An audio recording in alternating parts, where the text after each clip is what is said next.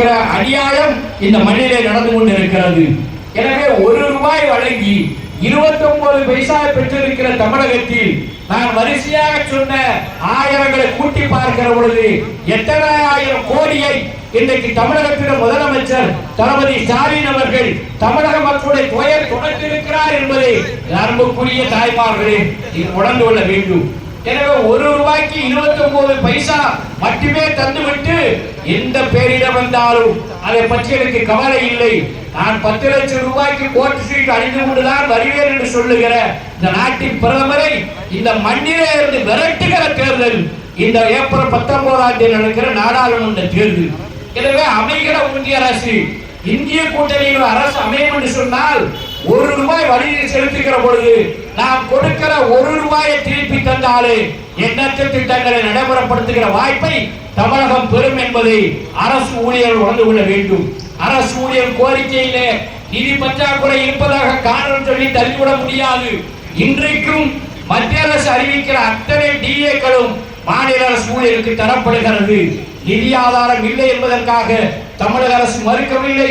நிதி ஆதாரம் இல்லை என்பதற்காக தமிழகத்தின் முதலமைச்சர் தளபதி ஸ்டாலின் அவர்கள் உங்க கோரிக்கை செவிமடுக்காமல் இருந்ததில்லை, செவிமடுத்து வழங்கி இருக்கிறார்கள்.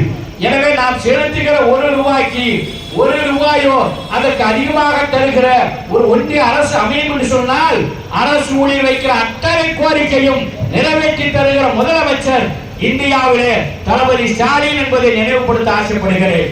இந்த கூட்டணி ஒன்றுதான் மக்களை பற்றி சிந்திக்கிற, மக்களுக்காக பணியாற்றுகிற, மக்கள் வாழ்வு ஆதாரத்தை பெருக்கிக் கொள்கிற, மக்களுடைய அடிப்படை வசதியை முற்றிலுமாக பெற்றுத் தருகிற, மக்களுடைய பேச்சுரிமை, சுதந்திர உரிமை, எழுத்துரிமை என்று அத்தனை உரிமையிலும் 75 ஆண்டு காலமாக இந்த மண்ணிலே தொடர்ச்சியாக நாம் சுவாசித்து வரக்கூடிய அந்த உரிமைகளை பெற்றுத் தருகிற கூட்டணியாகத்தான் இந்த இந்திய கூட்டணி இன்றைக்கு இந்தியாவில் வளம் வந்து கொண்டிருக்கிறது. ஆனால் மதத்தால் சாதியால் நம்மளை பிளவுபடுத்தி பார்க்கிற கூட்டம் இன்றைக்கு உங்கள் மத்தியிலே வந்து பல மதத்தை பேசி வாக்கினை கேட்பார்கள். அன்புக்குரியவர்களே, இந்த தூத்துக்குடி மாநகர மக்களுக்கு நான் நினைவுபடுத்துகிறேன். நாம் இந்துவாக இருந்தாலும் பனிமய மாதா தேர்தல் திருவிழா நடக்கிற பொழுது இந்துக்களும் அந்த மாதாவை வழங்குகிறார்கள். கிறிஸ்தவராக இருந்தாலும் குறிப்பாக மீனவர்களாக இருந்தாலும் சந்தனமாரி உச்சிமாரி வணங்குகிற பழக்கம் நம் ஊரில் இருந்திருக்கிறது. ராமும் ரஹீமும் ராபர்ட்டும் ஒன்றாக வாழ்ந்த பூமி இந்த பூமி. எங்களுக்குள் மத வேறுபாடு கிடையாது. ஆனால் மதத்தால் எங்களை பிளவுபடுத்தி ஆண்டவன் பெயரால் அரசியல் வியாபாரம் செய்கிற மோசடி கும்பல் தான் மோடி கும்பல் என்பதை புரிந்துவிட வேண்டும்.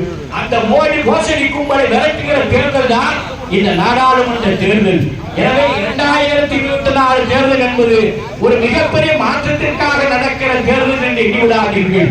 மாற்றம் மட்டுமல்ல, எனக்கு இருக்கிற உரிமையை பறிக்கிறான். இந்த நாட்டின் குடிமக்கள் என்ற உரிமையை 1947 ஆகஸ்ட் 15க்கு பிறகு மார்க்கெட்டி சொல்லுகிற குடியுரிமையை சட்டமேற்றி பறித்த கூட்டம் இன்றைக்கு மீண்டும் ஆட்சி கட்டில வர வேண்டும் என்று ஆசைப்படுகிறது. அப்படி வரும் என்று சொன்னால் நாடாளுமன்ற தேர்தலுக்கு பிறகு அப்படி ஒரு தவறான தீர்ப்பு அமையும் என்று சொன்னால் என்னுடைய குடியுரிமை கேள்விக்குறையாக மாறிவிடும் என்பதை உணர்த்துகிற தேர்தல் தான் இந்த நாடாளுமன்ற தேர்தல் என்பதை உங்கள் கவனத்தில் கொண்டு வர ஆசைப்படுகிறேன்.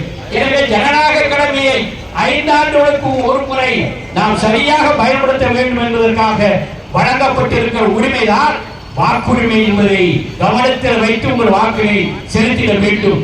நாடாளுமன்ற உறுப்பினராக 5 ஆண்டு காலமான மரியாதைக்குரிய சகோதரி கனிமொழி கருணாநிதி அவர்கள் நம்மோடு வாழ்ந்து பணியாற்ற வரலாற்று சிறப்புகளை எண்ணி பாருங்கள்.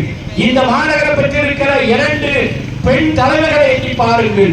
ஒரு அமைச்சர் சமூக நலம் மகளிர் உரிமைத்துறை அமைச்சராக மரியாதைக்குரிய சகோதரி கீதாஜீவன் அவர்களை இந்த மாநகரத்தின் வீதியிலே எல்லா சாதியினரும் அக்கா என்று அன்போடு அழைக்கக்கூடிய அந்த அரசியல் பண்பாளரை பெற்றிருக்கிற மாநகரம் இந்த தூத்துக்குடி மாநகரம் என்பதை மறந்து விடாதீர்கள்.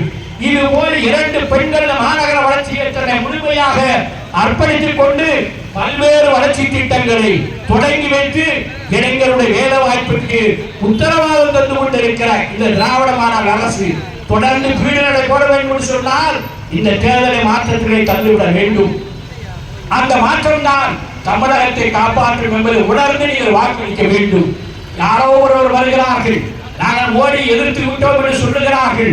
உங்கள் மத்தியில வாக்கினை கேட்கிற அடிமையாக இருந்த எடப்பாடி பழனிசாமி இன்றைக்கு நான் தைரியசாலி என்று முன்னாலே வாக்கினை கேட்கிறார்.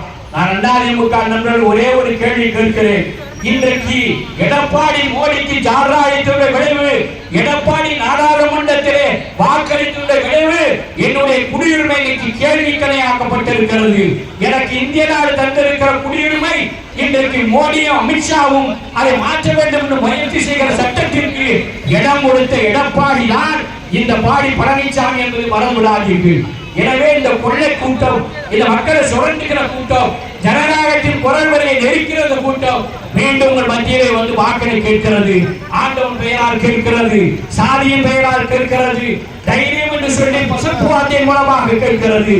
ஆனால் இந்தியாவிலே எதிர்க்கிற தைரியமும் ஆர்மையும் நிறைந்த முதலமைச்சர் ஒரு முதலமைச்சர் உண்டு என்று சொன்னால் இன்றைக்கும் மோடி அரசை கேள்விக்கணையாக தொலைத்து வரக்கூடிய ஒரே முதலமைச்சர் தமிழகத்தின் முதலமைச்சர் தளபதி ஸ்டாலின் என்பதை நினைவுபடுத்த ஆசைப்படுகிறேன். செய்திகளை உடனுக்குடன் தெரிந்து கொள்ள உங்கள் கரம் டிவியை சப்ஸ்கிரைப் செய்யுங்கள். அதோடு பெல் பட்டனையும் கிளிக் செய்யுங்கள்.